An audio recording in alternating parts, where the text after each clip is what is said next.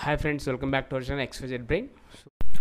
AP intermediate public సంబంధించి maths 2B intermediate second వాళ్ళదండి question paper.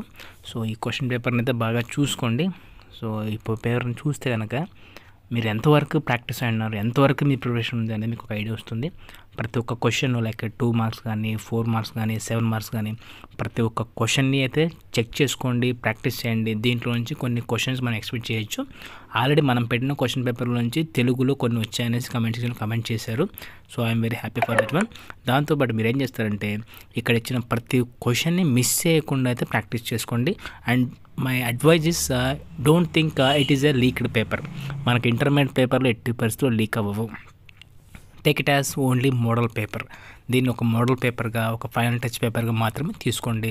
It's maybe previous or something ఎప్పుడైనా ఉండొచ్చు. మీరు దీన్ని ఒక ప్రాక్టీస్ పేపర్గా తీసుకోండి.